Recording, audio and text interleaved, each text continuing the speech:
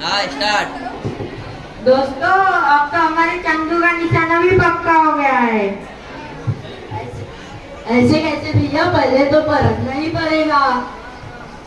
से अंग्रेज आ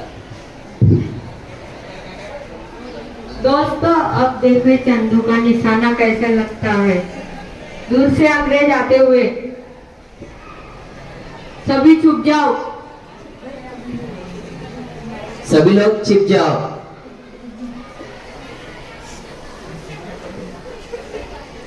आज तुम देखोगे चंदू का निशाना। इन गोरों के सामने इन गोरों को देखकर तो बिल्कुल भी छुपने का सवाल ही पैदा नहीं होता।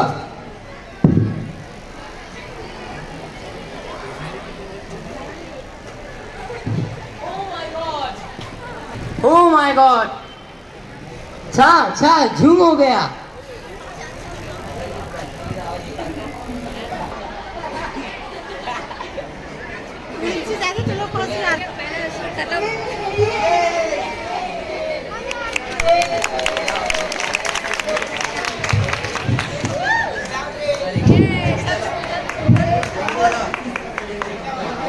अब तो हमारे चंदू का निशाना भी पक्का हो गया है।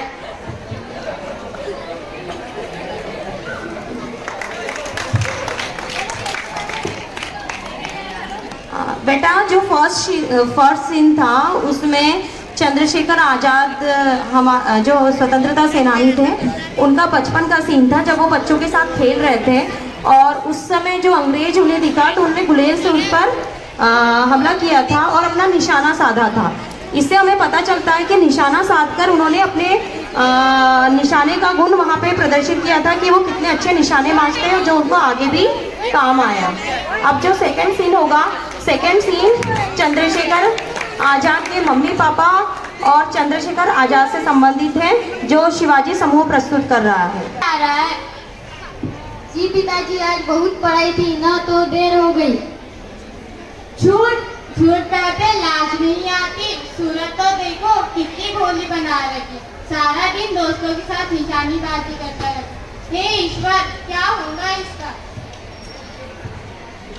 काहे को नाराज होती हो? मेरा बच्चा पढ़ लेगा, सब कर लेगा। चल बेटा, अभी तुझे भूख लगी होगी, मैंने तेरे लिए ढेर सारी खीर बनाई है। हे ईश्वर, इन माँ बेटे को सद्बुद्धि दो। माँ एक बात पूछूं? हाँ पूछ। ये अंग्रेज हमारे देश से कब जाएंगे? जाएंगे बेटा, एक दिन जरूर जाएंगे। तू उन्हें भगाएगा, बस वो हमसे अधिक ताकतवर है। माँ तुम्हारी खीर में इतनी ताकत है कि मैं एक ही बार में सारे अंग्रेजों को धूल चटा दूंगा, सारे अंग्रेजों को उठा उठा के पटकूंगा। मुझे पता है मेरा शेर बेटा एक दिन माँ भारती की सेवा करते हुए अंग्रेजों को जरूर सबक सिखाएगा। कौन सा सीन था? मम्मी पापा चंद्रशेखर आज़ाद के मम्मी माताजी और पिताजी का सीन था, जिसमें वो अपने मम्मी से पूछते हैं कि हम अंग्रेजों को कैसे भगाएंगे। तो उनकी मम्मी कहती है कि आप जरूर भगा पाओगे, जब आप बड़े हो जाओगे तो अंग्रेजों को जरूर यहाँ से भारत से भगाओगे। अब जो थर्ड सीन है वो रानी लक्ष्मीबाई समूह प्रस्तुत कर रहा है। ये आत्मा हम अभी से क्या बताए, क्या हमारे दिल में। बचपन में ही चंद्रशेखर आजाद ने ठान लिया था कि भारत भूमि से अंग्रेजों को मिटाकर ही दम लेंगे, और घड़ी का पहिया धीरे धीरे घूमते रहा।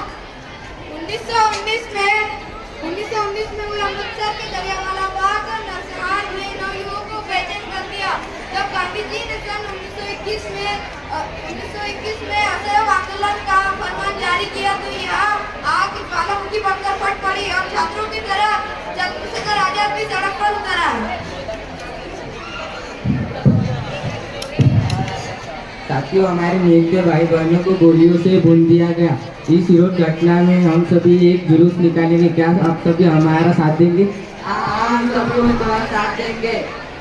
वंदे भारत माता की, गांधी जी वंदे भारत माता की, वंदे महात्मा गांधी, वंदे भारत माता की, वंदे।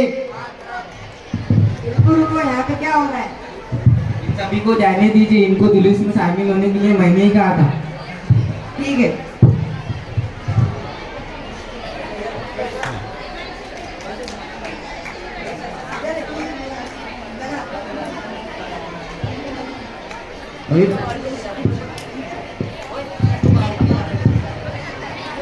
भारत माता की जय, वंदे मातरम। भारत माता की जय, वंदे मातरम। गांधी जी अमर रहे, अमर रहे। ये जुलूस निकालते हो पकड़े। तुम्हारा नाम क्या है? आजाद। तुम्हारे पिता का नाम क्या है? स्वाधीन। तुम्हें पता नहीं है तुम्हें कितनी बड़ी सजा मिल सकती है? मौत। इसे ले जाओ और कानून, सरकारी कानून तोड़ने के जुर्म में इसे 15 पैसों की सजा सुनाती है। वंदे भारत माता की, वंदे भारत माता की।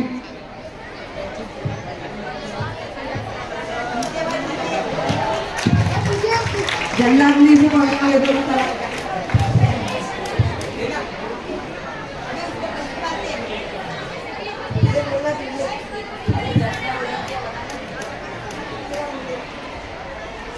भारत माता की जय, वंदे मातरम। भारत माता की जय, वंदे मातरम। भारत माता की जय, वंदे मातरम। भारत माता की जय, वंदे मातरम। भारत माता की। स्वतंत्रता संग्राम के महानायक श्री चंद्रशेखर आजाद का फैसला ही शरीर ऊंचों पर था, चेहरे पर तेज और आंखों पे आजादी का सपना। एक ऐसा नाम जिसने अंग्रेजी हुकूमत की जड़ों को हिला दिया। आजाद के सभी साथियों में भगत सिंह, राम प्रसाद बिस्मिल, राजगुरु, सुखदेव आदि शहीद क्रांतिकारी वीर थे। इन्हीं दिनों में साइमन कमीशन भारत आया, जिसका पुरजोर विरोध हुआ। धन्यवाद।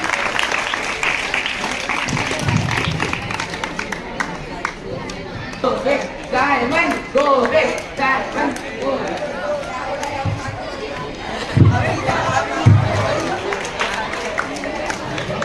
यहाँ लाला लाजपत राय को मारते हुए वे घायल हो गए। धन्यवाद।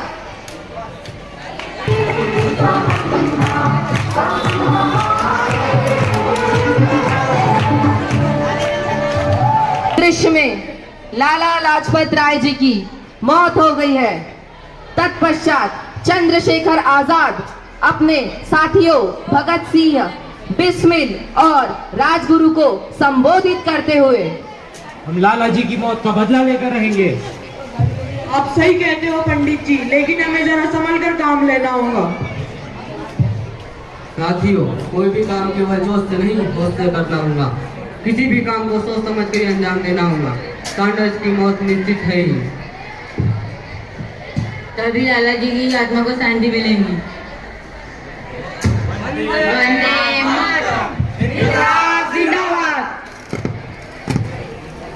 17 दिसंबर 1928 को योजना के मुताबिक आजाद, भगत सिंह और राजगुरु लाहौर पुलिस अधीक्षक कार्यालय के बाहर सैंडर्स का इंतजार करते हैं।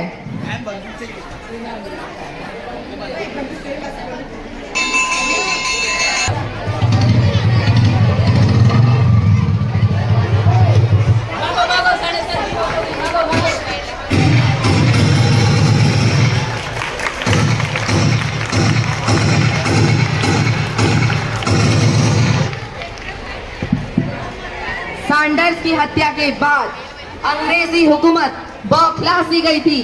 चंद्रशेखर आजाद के नेतृत्व में भगत सिंह, बटुकेश्वर दत्त 8 अप्रैल 1929 को दिल्ली की केंद्रीय असेंबली में आगे बैठो है।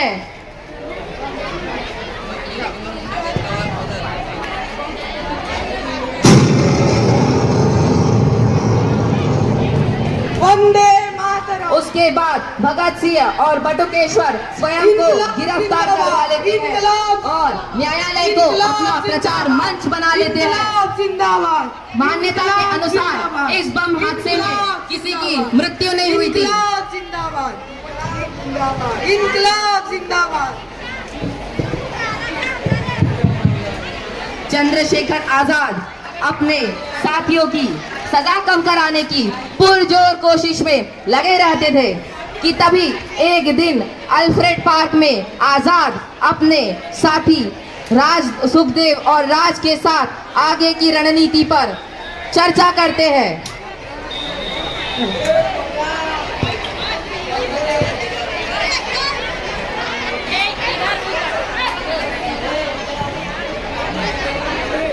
कि तभी किसी देशद्रोही की सूचना पर सशस्त्र पुलिस बल उन्हें चारों तरफ से घेर लेती है। आजाद, पुलिस ने तुम्हें चारों तरफ से घेर लिया है। अपने हथियार डालकर खुद को समर्पण कर दो।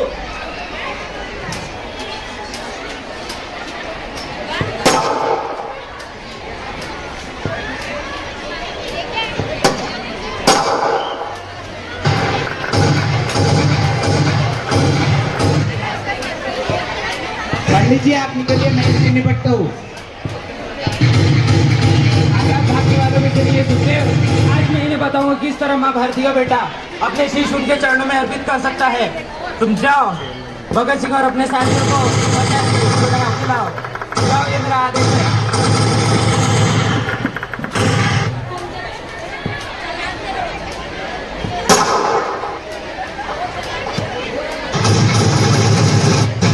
महत्वपूर्ण सूचना, हाल में अपने जिन बच्चों का राज्य स्तरीय प्रतियोगिता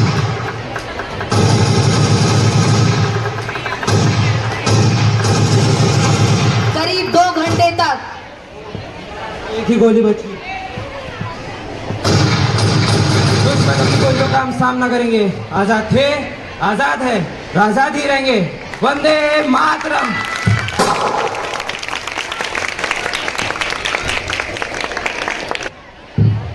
ब्लडी इंडियन।